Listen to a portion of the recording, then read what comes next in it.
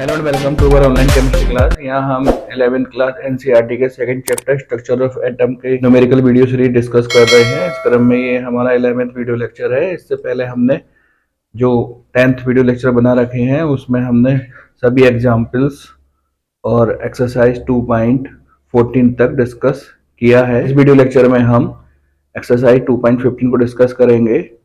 यहाँ हम जो न्यूमेरिकल डिस्कस कर रहे हैं उस न्यूमेरिकल से संबंधित थियोरेटिकल वीडियो लेक्चर का लिंक हम आपको नीचे कमेंट बॉक्स में प्रोवाइड कर रहे हैं और साथ ही उस वीडियो लेक्चर का नंबर और उस वीडियो लेक्चर का टॉपिक भी हम ग्रीन बोर्ड पर मेंशन कर रहे हैं।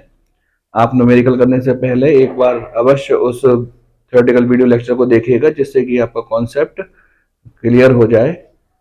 यहाँ पर हम एक्सरसाइज 2.15 को डिस्कस करेंगे जिसमें कि वह कहता है कि हाइड्रोजन परमाणु से उत्तेजित इलेक्ट्रॉन n बराबर 6 से मूल अवस्था में आता है तो प्राप्त उत्सर्जित रेखाओं की अधिकतम संख्या क्या होगी।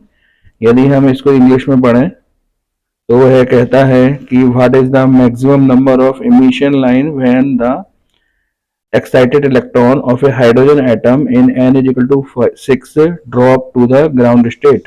तो ये जो एक्सरसाइज है 2.15 ये हमारे वीडियो लेक्चर नंबर 9 जिसमें कि हमने स्पेक्ट्रा को एक्सप्लेन किया है। दो प्रकार के स्पेक्ट्रा होते हैं, इमिशन एंड एब्जॉर्प्शन, उससे संबंधित है। आप इस न्यूमेरिकल को करने से पहले एक बार अवश्य हमारा वीडियो लेक्चर नंबर 9 स्पेक्ट्रा को जरूर देखिएगा। यदि हम इस न्यूमेरिकल की बात करें तो वह कहता है कि n is equal to 6 orbit से अगर ग्राउंड स्टेट में इलेक्ट्रॉन आता है तो नंबर ऑफ इमिशन लाइंस कितनी होंगी। 6 ऑर्बिट से एक इमिशन फर्स्ट ऑर्बिट में होगा, उसके बाद 6 ऑर्बिट से सेकंड ऑर्बिट में, 6 ऑर्बिट से थर्ड ऑर्बिट में, 6 ऑर्बिट से फोर्थ ऑर्बिट में और 6 ऑर्बिट से फिफ्थ ऑर्बिट में इमिशन होगा। इस प्रकार यहाँ पर नंबर ऑफ लाइंस जो है वो आप उसको काउंट कर सकते हैं, 5 है।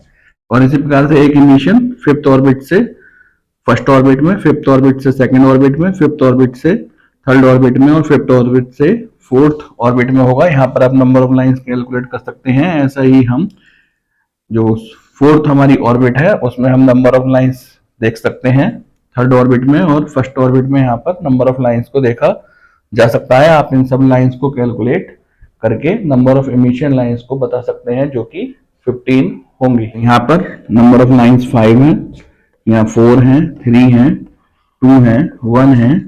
तो यदि आप इन सबको जोड़ें समेशन 5 करके 5 + 4 + 3 + 2 + 1 तो ये 15 के इक्वल आएगा। तो हम कह सकते हैं कि 6 एनर्जी स्टेट से यदि ग्राउंड एनर्जी स्टेट में इलेक्ट्रॉन आता है तो नंबर ऑफ इमिशन लाइंस 15 के इक्वल होंगे। आइए नेक्स्ट न्यूमेरिकल की ओर चलते हैं। एक्सरसाइज 2.16 में वह कहता है कि हाइड्रोजन के प्रथम कक्षक से संबंधित ऊर्जा -2.18 × 10⁻18 जूल पर एटम है। पांचवें कक्षक से संबंधित ऊर्जा बताइए। जबकि इसके सेकंड पार्ट में कहता है कि हाइड्रोजन परमाणु के पांचवें बोर कक्षक की त्रिज्या की गणना कीजिए। यदि हम इसको इंग्लिश में पढ़ें तो वह कहता है the energy associated with the first orbit in the hydrogen atom is -2.18 × 10⁻18 joule पर atom. What is the energy associated with the fifth orbit? Second part में कहता है calculate the radius of the Bohr's fifth orbit of hydrogen atom. तो ये जो हमारा numerical है ये हमारे video lecture number 10 atomic model of Bohr से रिलेटेड है। आप इस न्यूमेरिकल को करने से पहले ये वीडियो लेक्चर देख लीजिएगा। यदि हम इस न्यूमेरिकल की बात करें तो वह कहता है कि हाइड्रोजन एटम के लिए जिसका कि एटॉमिक नंबर 1 है, ग्राउंड स्टेट की जो एनर्जी है वो है -2.18 × 10⁻18 जूल। जब हाइड्रोजन एटम का इलेक्ट्रॉन फिफ्थ स्टेज में होगा तो उसकी एनर्जी कितनी होगी। तो बहुत ही सिंपल सा न्यूमेरिकल है। E5 = -2.18 10⁻18 n5 का स्क्वायर। यहाँ पर जो n5 है उसकी वैल्यू हम लगा देंगे फिफ्थ ऑर्बिट के लिए। n की जो वैल्यू होगी वो 5 स्क्वायर। जब हम इसको सॉल्व करेंगे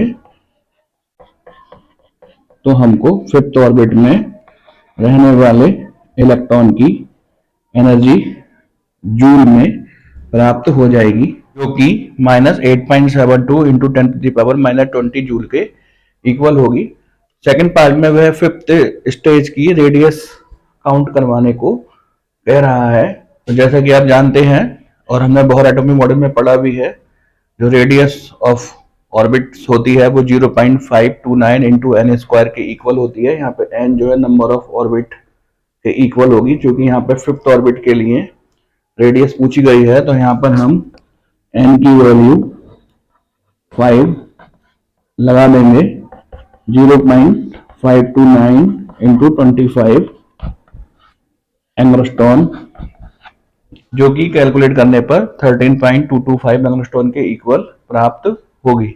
आइए नेक्स्ट एक्सरसाइज नंबर 2.17 की ओर चलते हैं, जिसमें कि वह कहता है कि हाइड्रोजन परमाणु की बामर श्रेणी में अधिकतम तरंगदैर्ध्य वाले संक्रमण की तरंग संख्या की गणना कीजिए। यदि हम इसको अंग्रेजी में पढ़ें, calculate the wave number of the longest wavelength transition in the Balmer series of atomic hydrogen. तो ये जो हमारा न्यूमेरिकल है 2.17, ये हमारे वीडियो लेक्चर नंबर 9 से रिलेटेड है, जिसमें कि हमने स्पेक्ट्रा, जो कि दो प्रकार का होता है, एमिशन स्पेक्ट्रा और एब्जॉर्प्शन स्पेक्ट्रा, में डिस्कस किया है। अगर आप उस वीडियो लेक्चर को देखेंगे तो आपको समझ में आएगा कि जो वेव नंबर होती है उसको हम न्यू वार से शो करते हैं और इसकी वैल्यू आर ब्रैकेट में 1/n1 square minus 1/n2 square होती है। अगर आप इस फॉर्मूले को देखें तो आप ये पाएंगे कि यहाँ पे जो एनर्जी लेवल है, जिसको कि n1 और n2 से शो किया गया है, वो है वेव नंबर के इनवर्सली प्रोपोर्शनल है।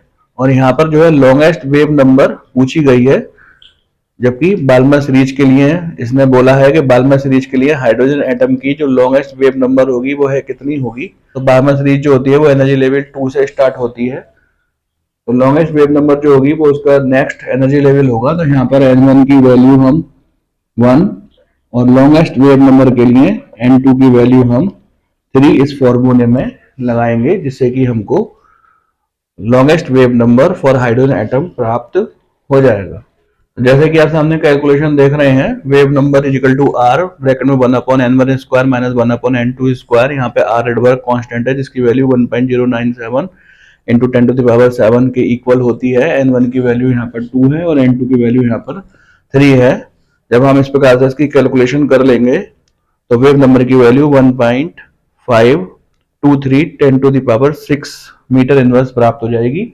आप इस कैलकुलेशन का स्क्रीनशॉट ले लीजिएगा और आप इसको स्वयं कर सकते हैं। यदि आपको कोई कठिनाई या परेशानी आती है तो आप व्हाट्सएप ग्रुप पर या फिर कमेंट बॉक्स में पूछ सकते हैं। इस प्रकार हमारा यहाँ पर 11th वीडियो लेक्चर कंप्लीट होता है। इससे आगे के जो एक्सरसाइज है वो हम आगे की वीडियो लेक्चर सीरीज में डिस्कस करेंगे।